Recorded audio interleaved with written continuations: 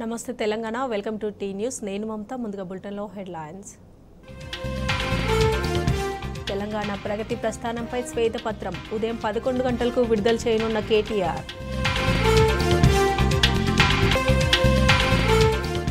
2 నెలల పసిపాపకు 14 నెలల చిన్నారికి కూడా కరోనా రాష్ట్ర వ్యాప్తంగా ఒక్కరోజే 11 కేసులు నమోదు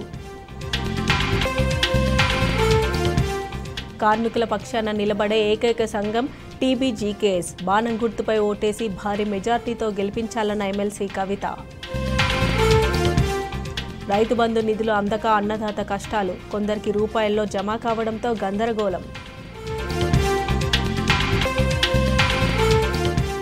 ఉత్తర ద్వారం గుండా వైకుంఠ నాథుడిగా స్వామివారి దర్శనం భక్తులతో కిటకిటలాడుతున్న ఆలయాలు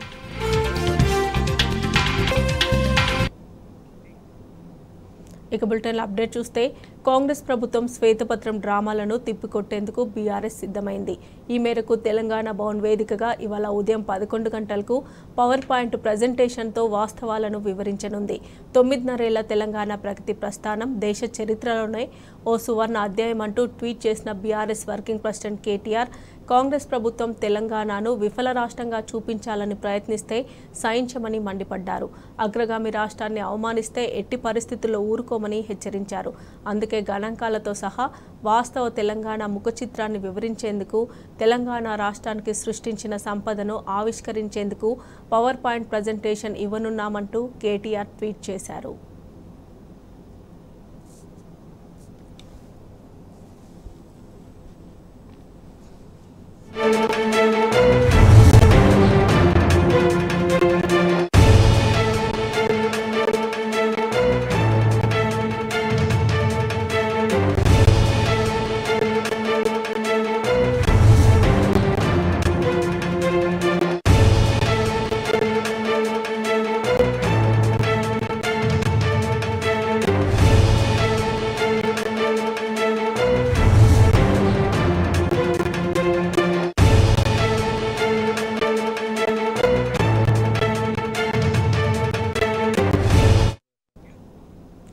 కాంగ్రెస్ ప్రభుత్వం శ్వేతపత్రం డ్రామాలను తిప్పికొట్టేందుకు బీఆర్ఎస్ సిద్ధమైంది ఈ మేరకు తెలంగాణ భవన్ వేదికగా ఇవాళ ఉదయం 11 గంటలకు పవర్ పాయింట్ ప్రజెంటేషన్తో వాస్తవాలను వివరించనుంది 9.5 ఏళ్ల తెలంగాణ ప్రగతి ప్రస్థానం దేశ చరిత్రలోనే ఒక సువర్ణ అధ్యాయం అంటూ ట్వీట్ చేసిన BRS working president KTR Congress ప్రభుత్వం తెలంగాణను విఫల రాష్ట్రంగా చూపించాలని ప్రయత్నిస్తే సహించమని మండిపడ్డారు అగ్రగామి రాష్ట్రాన్ని అవమానిస్తే ఎట్టి పరిస్థితుల్లో ఊరుకోమని హెచ్చరించారు అందుకే గణాంకాలతో సహా వాస్తవ తెలంగాణ ముఖ చిత్రాన్ని వివరించేందుకు తెలంగాణ రాష్ట్రానికి సృష్టించిన సంపదను ఆవిష్కరించేందుకు పవర్ పాయింట్ ప్రజెంటేషన్ ఇవ్వనున్నట్లు కేటీఆర్ ట్వీట్ చేశారు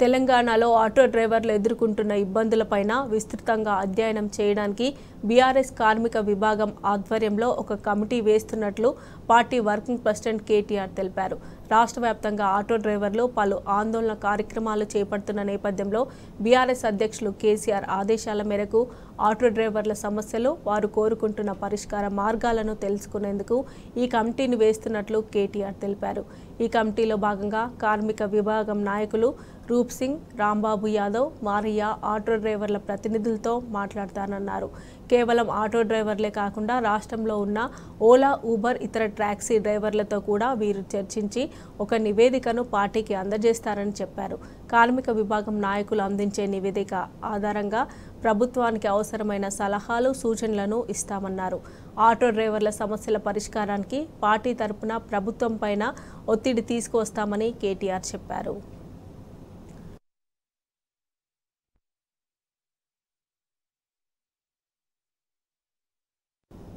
బీఆర్ఎస్ పార్టీ అధినేత తెలంగాణ తొలి సీఎం కేసీఆర్ హయాంలో సింగరేణి సంస్థ కోసం కార్మికుల సంక్షేమానికి ఎన్నో కార్యక్రమాలు చేపట్టామన్నారు టీబీజీకేఎస్ గౌరవ అధ్యక్షురాలు ఎమ్మెల్సీ కవిత. ఈ మేరకు సింగరేణి గుర్తింపు సంఘం ఎన్నికల్లో కార్మికులంతా ఆత్మసాక్షిగా ఓటేసి మరోసారి టీబీజీకేఎస్ను గెలిపించాలని పిలుపునిచ్చారు. సింగరేణి సంస్థ ఎదుగుదలకు, సంస్థను లాభాల బాట పట్టించేందుకు, కార్మికుల సంక్షేమానికి కేసీఆర్ ప్రభుత్వం ఎన్నలేని కృషి చేసిందని గుర్తు చేశారు.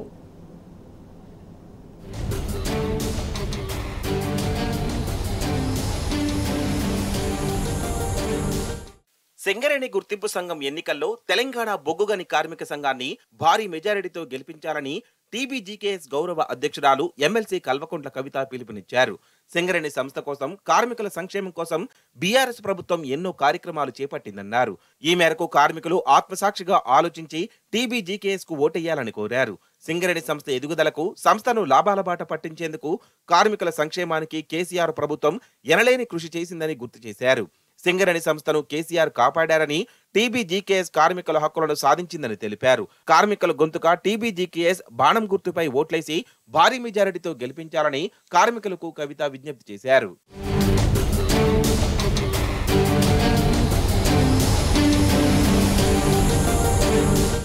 బీఆర్ఎస్ ప్రభుత్వ హయాంలో కేసీఆర్ దాదాపు 20,000 డిపెండెంట్ ఉద్యోగాలు ఇచ్చి యువతకు ఉపాధి కల్పించారని కవిత వివరించారు.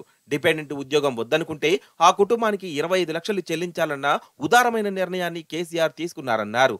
కోల్ ఇండియా సంస్థలో సైతం లేని విధంగా కారుణ్య నియామకాల ద్వారా సింగరేణిలో మహిళలకు ఉద్యోగ అవకాశాలు కల్పించిన ఘనత కేసీఆర్కే దక్కుతుందన్నారు.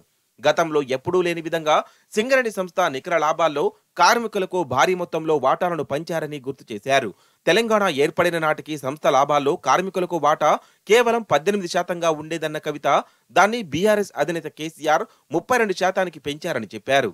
తద్వారా కార్మికుల కుటుంబాలకు గణనీయమైన ఆర్థిక ప్రయోజనం లభించిందన్నారు.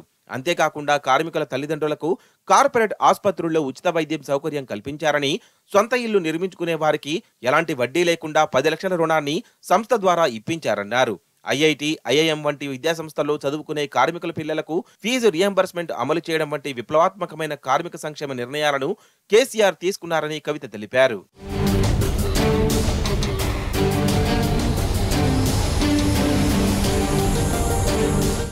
కార్మికుల కోసం గతంలో ఎప్పుడూ లేనన్ని సంక్షేమ కార్యక్రమాలను చేపట్టి సింగరేణిని కష్టాల నుంచి కాపాడిన బీఆర్ఎస్ అనుబంధ సంఘం టీబీజీకేఎస్ ను ఎన్నికల్లో భారీ మెజారిటీతో గెలిపించాలని కవిత పిలుపునిచ్చారు. టీబీజీకేఎస్ ను గెలిపించుకుంటేనే కార్మికులకు న్యాయం జరుగుతుందని చెప్పారు. కార్మికుల పక్షాన నిలబడే ఏకైక సంఘం టీబీజీకేఎస్ మాత్రమేనని స్పష్టం చేశారు. ఈ మేరకు సంఘం నాయకత్వ బాధ్యతల్లో యువతకు అత్యంత ప్రాధాన్యత ఇస్తున్నామన్నారు. గత 10 ఏళ్ల కాలంలో ఒక్క సమ్మె కూడా చేయనవసరం లేకుండా అన్ని పనులను, డిమాండ్లను సాధించుకున్నామని కవిత గుర్తు చేశారు.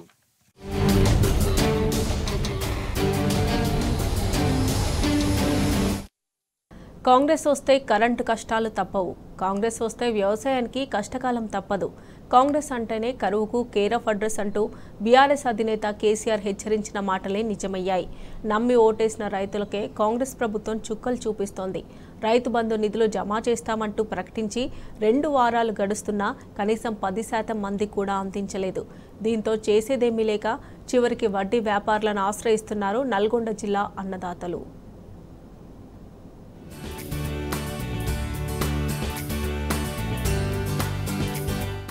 నల్గొండ జిల్లా రైతులకు రైతు బంధు అందని ద్రాక్షగా మారింది.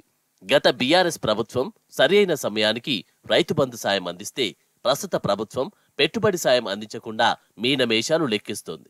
యాసంగి సీజన్కు సంబంధించిన సాయం నిధులను ఈ నెల 10 నుంచే రైతుల ఖాతాల్లో వేస్తామంటూ సీఎం రేవంత్ రెడ్డి ప్రకటించారు. అయితే రేవంత్ ప్రకటించి 13 రోజులు అయిపోయినా ఇప్పటికీ నల్గొండ జిల్లాలో కనీసం 10% మంది రైతులకు కూడా పెట్టుబడి సాయం అందలేదు.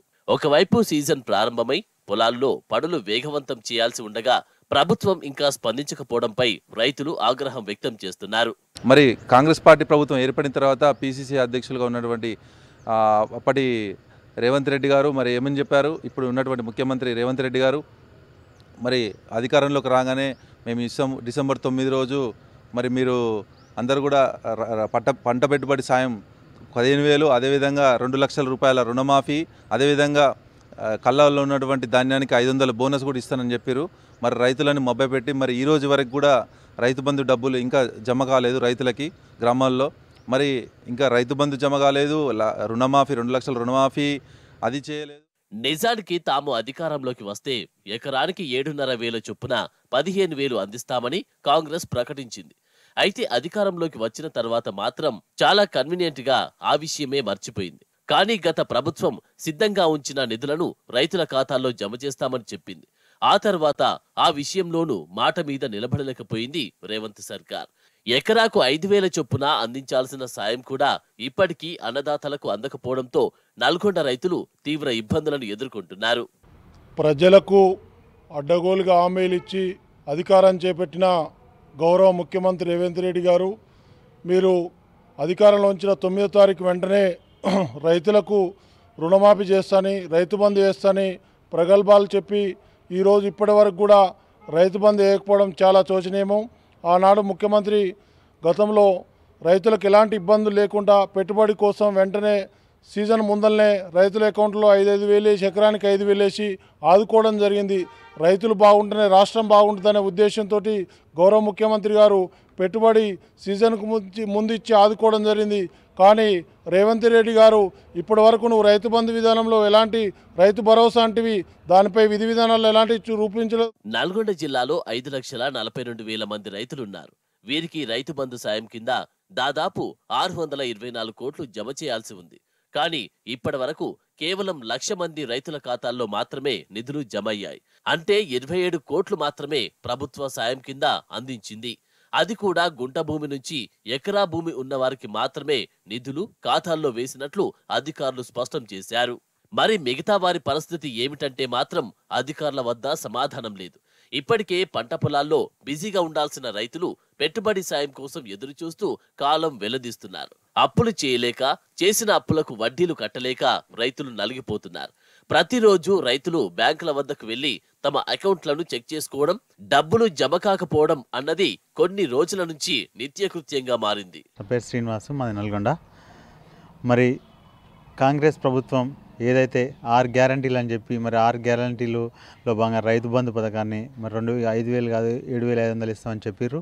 మరి ఇప్పటికీ యాసంగి పండగ అందరు రైతులు సిద్ధమవుతా ఉన్నా కానీ ఇప్పటి వరకు ఇట్లా రైతు బంధు పథకాన్ని రైతుల అకౌంట్లలో జమ చేయకుండా మరి రైతులకు మొండి చేయి చూపిర్రు. మరి ఈ పాటికి కేసీఆర్ అయితే ఈ పాటికి అప్పుడే ప్రతి ఒక్క రైతు అకౌంట్లో డబ్బులు పడి మరి అందరూ ఎరువులు మిగతా మరి ఆ పంటకు కావాల్సిన ఎరువులను తీసుకొని వచ్చి ఈ పాటికి అప్పుడే పనులు మొదలుపెట్టేవారు. కానీ కాంగ్రెస్ ప్రభుత్వం వచ్చిన తర్వాత రాహుల్ గాంధీ ఏదైతే చెప్పిండో మరి కాంగ్రెస్ ప్రభుత్వం రాగానే 9వ తారీఖు 6 గ్యారంటీల మీద ఖచ్చితంగా సంతకం పెడతాను, ఎవరు అడగక ముందుకే మరి కొత్త ప్రభుత్వం కదా 1 నెల 2 నెలలు లేట్ అయిద్దని అందరు అనుకున్నా కానీ 9వ తారీఖుకే మేము 6 గ్యారంటీల మీద సంతకం పెడతామని బల్లగుద్ది చెప్పి మరి చెప్పిండు, ఎలక్షన్లో గెలిచిండు, పరారైపోయిండు. ఇక ఇప్పటికే ఆలస్యం కావడంతో నల్గొండ జిల్లా రైతులు చివరికి పెట్టుబడి సాయం కోసం వడ్డీ వ్యాపారులను ఆశ్రయిస్తున్నారు. ఎరువులు, విత్తనాల కోసం అధిక వడ్డీకి అప్పులు తీసుకుంటున్నారు. వ్యవసాయం చేయాలంటే అప్పులు చేయాల్సిన దుస్థితి నెలకొందని రైతులు వాపోతున్నారు. ఇదే కేసీఆర్ ప్రభుత్వం మాత్రం సీజన్ ప్రారంభానికి ముందే డబ్బులు అందించి వ్యవసాయానికి బాసటగా నిలిచేదని అన్నదాతలు గుర్తుకు చేసుకుంటున్నారు. కాంగ్రెస్ ను నమ్మినందుకు తినే బువ్వలో మట్టి పోసుకున్నట్లు అయిందని ఆవేదన వ్యక్తం చేస్తున్నారు. కేసీఆర్ హెచ్చరించినట్లు కాంగ్రెస్ రాకతో వ్యవసాయం మళ్లీ అంధకారంలోకి వెళ్తుందంటూ కన్నీరు కారుస్తున్నారు అన్నదాతలు. ఇవి bulletin updates. Keep watching tea news.